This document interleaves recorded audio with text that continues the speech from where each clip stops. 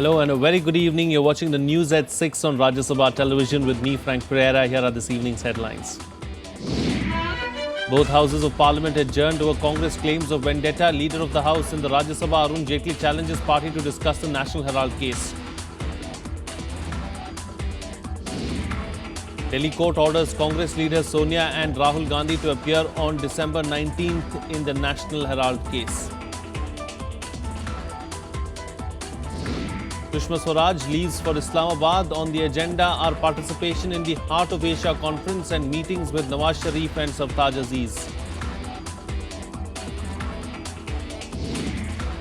Flood-affected Tamil Nadu limps back to life. Parts of city experience intermittent rains as centre and state focus on threat of epidemic and rehabilitation.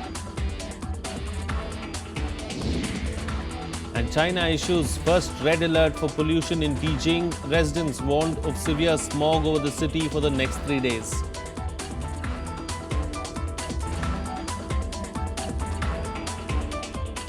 Well, business of Rajya Sabha was washed out on Tuesday as Congress protested against alleged vendetta politics being practiced by the government and accused it of envisaging an opposition-free India. The government, however, denied all charges and challenged the Congress to discuss the National Herald case. The confrontation led to a series of adjournments through the day. As soon as the House met for the day, Congress members marched into the well of the House, protesting against what they called the government's alleged politics of revenge. Leader of opposition in the Rajya Sabha, Ghulam Nabi Azad, alleged that the government was trying to stifle the voice of the entire opposition. He accused the government of adopting a lax approach towards the tainted BJP minister and chief ministers. सरकार बन गई, अब development की तरफ हम जाएंगे, विकास की तरफ जाएंगे, गरीबी हटाने की तरफ जाएंगे, नए कार्यक्रम आएंगे, लेकिन मुझे लगता है कि उस एजेंडे में और बढ़ोतरी हुई है। अब सिर्फ कांग्रेस मुक्त नहीं बल्कि विपक्ष मुक्त भारत की बात चल रही है। Refuting allegations, Leader of the House Arun Jaitley shielded the government and responded by levelling charges against the Congress top leadership in the National Herald case. He also invited the Leader of Opposition to initiate a discussion on the issue and asserted that the government had no role to play in the case. एक राजनीतिक दल राजनीतिक purpose के लिए पैसा इकट्ठा करे और किसी व्यवसाय के लिए उसको इस्तेमाल करे, न्यायपालिका इसको सीखना चाहती है। संसद में चर्चा हो सकती है और जितने भी विषय आजाद साहब ने उठाए हैं, आप तुरंत इन तमाम दोनों विषयों की चर्चा आरंभ कीजिए। सरकार सारे तथ्य संसद और देश के सामने रखेगी। As the Congress continued its offensive against the government, proceedings were completely paralyzed. Slogans and verbal exchanges between the Congress and the Treasury benches disrupted zero hour and question hour. Even in the post-lunch session, reconciliation looked bleak. After repeated adjournments, the chair finally adjourned the House till Wednesday. Kriti Mishra, Rajya Sabha TV. Well, the National Herald case resounded in the Lok Sabha as well, with the Congress party accusing the government of having a vindictive agenda. Legislative business of the House was affected as Congress members forced several adjournments through the day. Question hour on Tuesday in Lok Sabha saw the Congress party in combative mode. MPs accused the government of being vindictive over the National Herald case. Speaker Sumitra Mahajan asked the Congress MPs to make their point in the House. I am ready to allow, but I just don't know कौन सा issue आप उठाना चाहते हो। केवल इस तरीके से नारे लगाने के समस्या सॉल्व नहीं होगी। Reacting to the Congress allegations, the government said it was wrong to make these accusations in a legal case. MOS Parliamentary Affairs Rajiv Pratap Rudy appealed to the Congress members to put forward their concerns. TMC MP Sudeep Bandyopadhyay also said that the government's vindictive policy was affecting the functioning of the House. हो सकता है कि किसी न्यायिक घटना के कारण उनको किसी प्रकार का उत्पीड़न हो रहा हो, तो सदन के सामने एक सदस्य की हैसियत से वो स्वतंत्र है अपनी बात रखने को। That vindictive causing uneasiness for their normal functioning. So vindictiveness of the government towards the opposition, that to be stopped. The uproar forced the House to be adjourned thrice before it was finally adjourned for the day. Pranav Goswami's report for Rajya Sabha TV. Well, the war of words between the Congress and the BJP over the case continued outside Parliament as well. The government rejected all Congress allegations, saying it has nothing to do with the case filed by the BJP leader Subramanian Swamy. Amidst the raging controversy over the National Herald case involving both Congress President Sonia Gandhi and Vice President Rahul Gandhi, the main opposition party came down heavily on the ruling BJP. Several top leaders of the party, including Rahul himself, accused the BJP of indulging in vendetta politics. Do this type of vendetta politics and make me stop asking questions about what I've been asking. I'm going to put pressure on the government and I'm going to continue to do my job.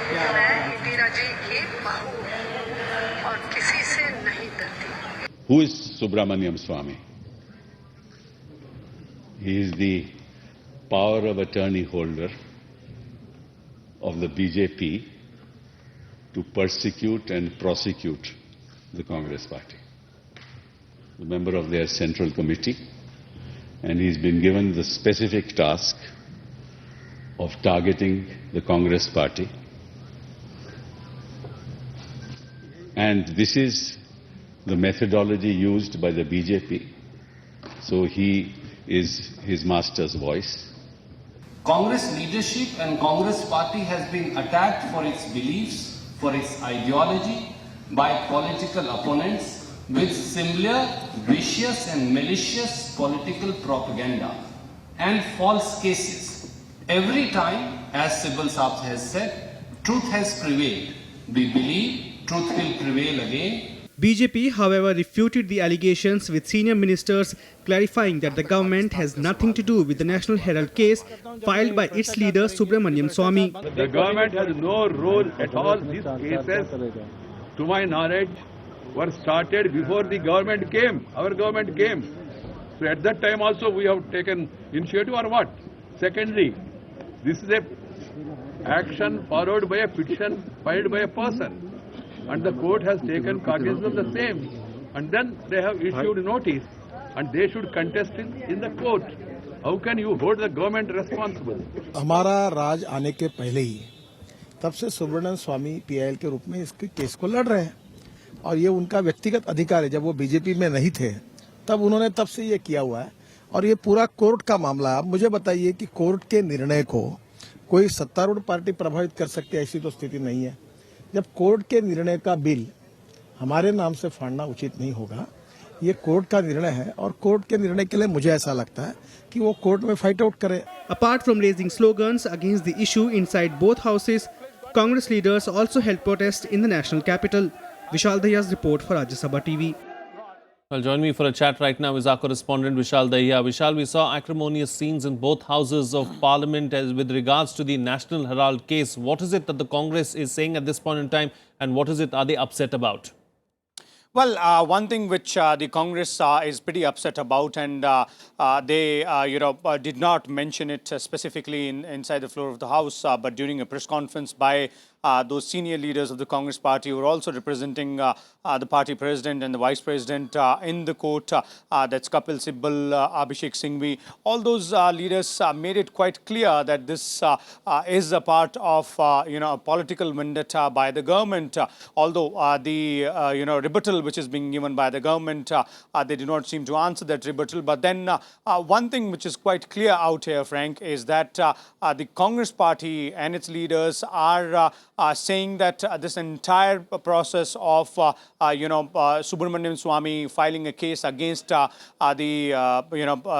Young India, which has Congress President, Vice President and several other leaders as its directors, is just another case of BJP trying to divert attention from its failure as the ruling party, one, and two, trying to go ahead and pursue a political vendetta against the top Congress leadership, something which the BJP is refusing to buy. And that's exactly what translated into disruptions in both houses. Now, what is at stake right now inside the House is several important legislations, including the GST bill. And it was said in so many words by the leader of the House in the upper house, Arun Jaitley, as well as other leaders of the government as well, that just because a leader of a political party is facing a court case does not mean that the proceedings should be disrupted, and important bills should not be allowed to be passed. Now, what remains to be seen is that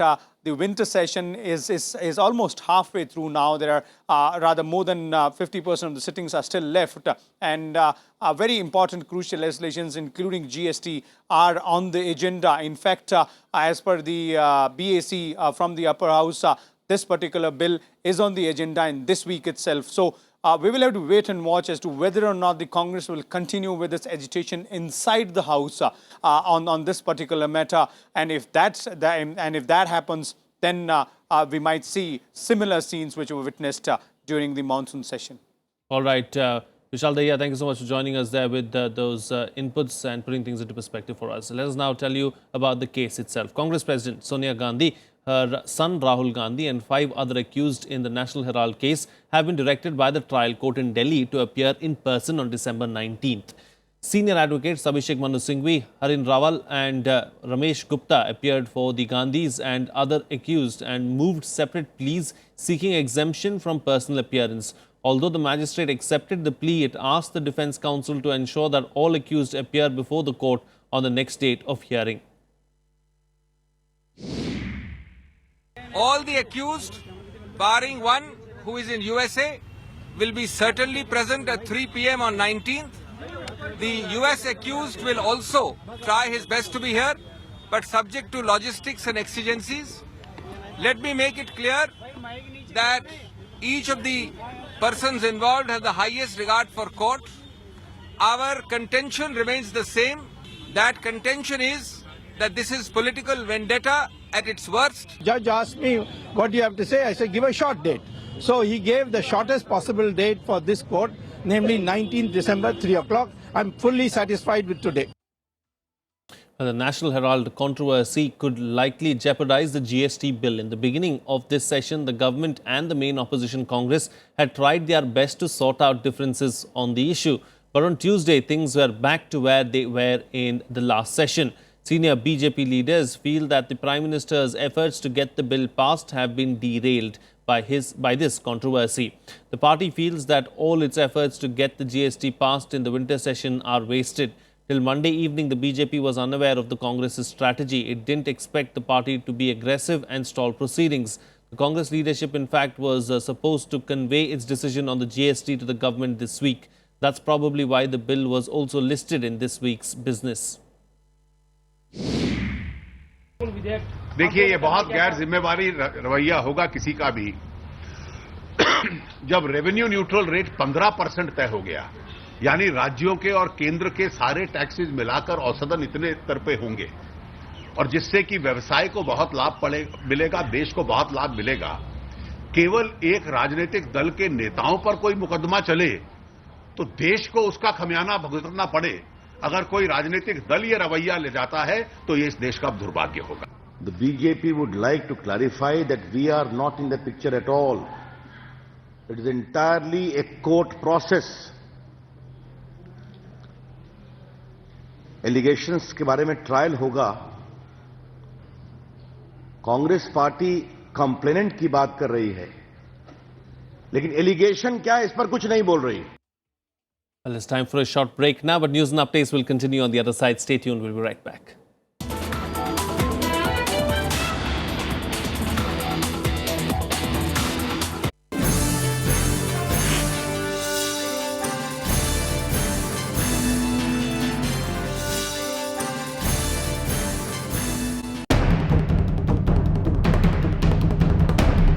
Chennai in crisis. Ravished by nature, let down by its institutions and leaders. Is it time to revisit the role of our civic bodies? Watch the big picture at 6:30 p.m. only on Rajya Sabha TV. Hello and welcome to State of the Economy. Today we have with us a very special guest, Deputy Governor of Reserve Bank of India, Mr. S.S. Mundra. first requirement is to make this entire network very robust. Banking correspondent network. Banking correspondent. Other than any kind of force regulation, competition is the best method to bring the efficiency. I would feel worried about two things. One is about the over-indebtedness. Second is the mis-selling to these people. Watch Deputy Governor of Reserve Bank of India, S.S. Mundra, only on Rajya Sabha television.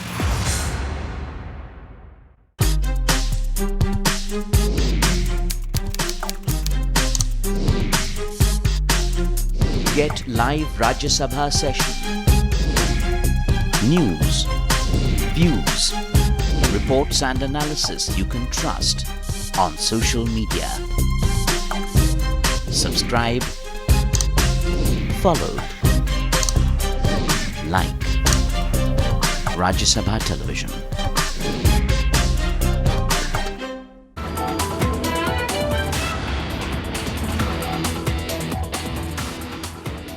Welcome back. You're watching Rajya Sabha television. Well, amid a growing threat posed by a resurgent Taliban insurgency and the intensifying attacks of the Islamic State, a two-day meeting, the Heart of Asia conference, is being held in Islamabad. Foreign Minister Sushma Swaraj is representing India at the meeting that's expected to focus on energy, infrastructure and investment deals with Afghanistan. External Affairs Minister Sushma Swaraj leaving for the Heart of Asia conference in Pakistan. The conference will aim at raising support for war-ravaged Afghanistan, an issue that a top Afghan official said needed an urgent united response to check the menace of militancy threatening the world. The vision of a peaceful, stable and prosperous Afghanistan, which is in the best interest of the region, is far from becoming reality unless we put an end to financial, logistical and ideological support enjoyed by militants in our region. We believe that our country can act as a catalyst and a land bridge to connect parts of the region to accelerate regional socio-economic cooperation. The Heart of Asia meeting is an annual gathering of India, Pakistan, China, Russia, Iran, along with 31 other nations and 12 international organizations. Started in 2011, it comes months after the first inconclusive talks between the Afghan government and the Taliban. Besides the chance to associate with the process, India has the opportunity to join an oil pipeline with Turkmenistan. TAPI, the Turkmenistan, Afghanistan, Pakistan, India natural gas pipeline, can play some role in it. And recently there have been important moves in this direction. And we have just seen the reports that from December 13, the construction work on TAPI pipeline is going to start. During her Islamabad visit, Sushma Swaraj will meet Pakistani Prime Minister Nawaz Sharif and hold bilateral talks with her counterpart Sartaj Aziz. Political parties in India have welcomed the visit. नई बातचीत तो दोनों देश में होना चाहिए. ये हमारा पुराना और बरसों से मत रहा है. हम वार्ता के पक्षधर हैं, लेकिन वार्ता पूरी तरह से टारगेटेड होना चाहिए और उसका कोई नतीजा निकलना चाहिए. Ahead of the visit, NSA Ajit Doval met his Pakistani counterpart Nasir Janjua in Bangkok. Foreign Secretary S. Jaishankar was also present at the meeting. Sushma's talks are likely to focus on calming down tensions between the two neighbors. Akhilesh Suman's report for Rajya Sabha TV. Well, let's now bring you a roundup of the other news from across the nation in Nationwide. The Shiv Sena mouthpiece Samna targeted Samajwadi Party leader Azam Khan, calling him more dangerous than underworld Don Dawood Ibrahim. Khan had reportedly said that the Mumbai blasts were a result of Babri Masjid being martyred. He blamed the Paris attacks on action taken by European nations in Syria. Minister of State for Home Affairs Kiran Rijiju today said that the government initiated steps to check the spread of ISIS in India. Intelligence and security agencies have reportedly been mandated to keep an eye on youth who could become possible recruits. He also said a counter-radicalization strategy has been launched. Karnataka Lokayukta Y. Bhaskar Rao resigned over an alleged extortion racket involving his son. Rao was on leave ever since his son Ashwin Rao was arrested in July.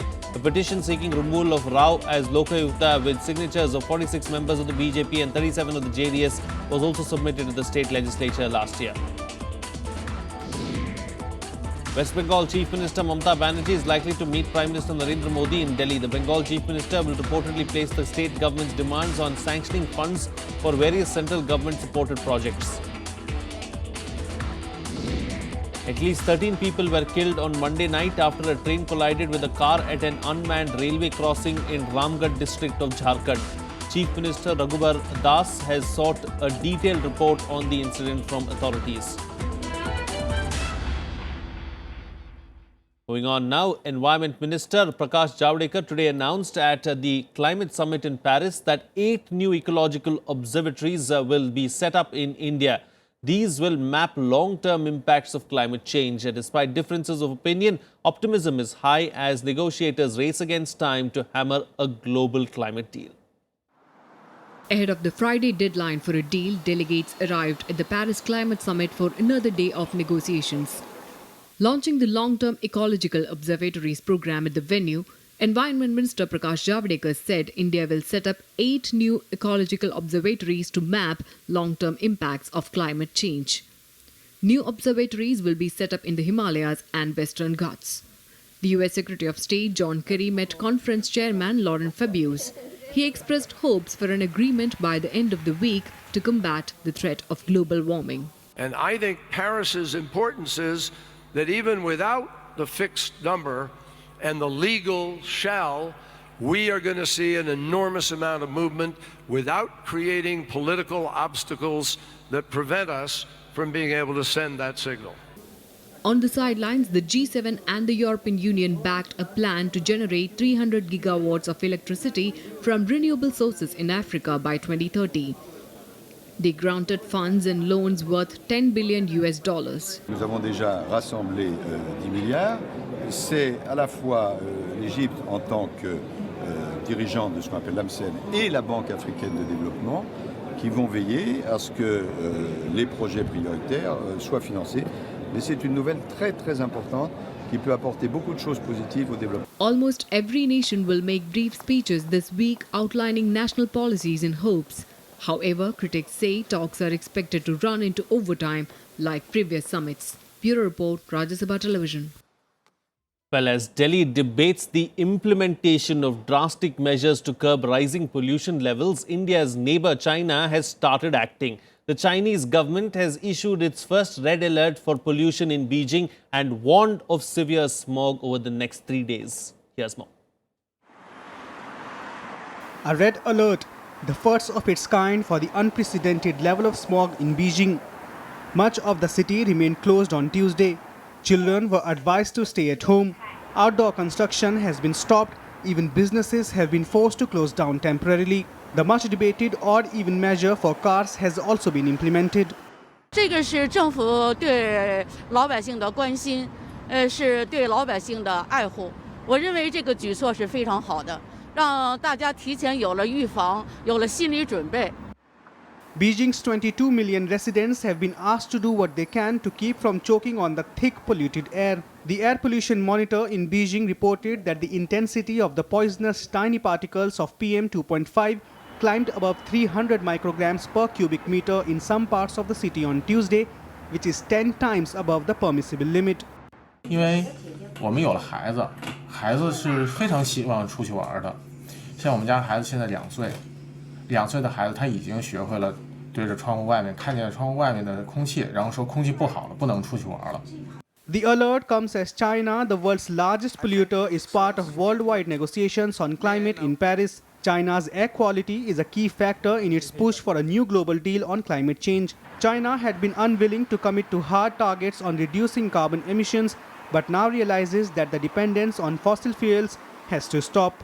As developing countries, we share a common commitment to address the climate challenge in a manner that ensures that we achieve our goal of limiting temperature rise to safe levels, while at the same time allowing flexibility to developing countries to pursue their sustainable development priorities. China is the world's largest greenhouse gas emitter and aims to halve its emissions peak by 2030. Most of the country's carbon emissions come from burning coal to heat homes and to fuel power plants, a practice that spikes during cold winter months. Bureau Report, Rajya Sabha TV. Well, time now for some sports news in Sports Beat. Paralympic athlete Oscar Pistorius has been granted bail by a South African court after he was convicted of murder for killing his girlfriend Riva Steenkamp in 2013. Last week, the court upgraded his sentence to murder from culpable homicide, for which he now faces a minimum 15-year jail term. Pistorius is currently under house arrest. The BCCI has announced two new teams for the IPL, Pune and Rajkot. The two teams will play in the 2016 and 2017 editions of the T20 League, replacing the suspended Chennai Super Kings and Rajasthan Royals for the two-year period. Sri Lankan wicketkeeper batsman Kusal Perera was sent home after testing positive for a banned substance ahead of the two-test series against New Zealand. He will be replaced by Kushal Silva for the two tests, 5 ODIs and 2 T20 matches against New Zealand starting December 10th. That's it on this edition of the Bulletin. Have a good evening.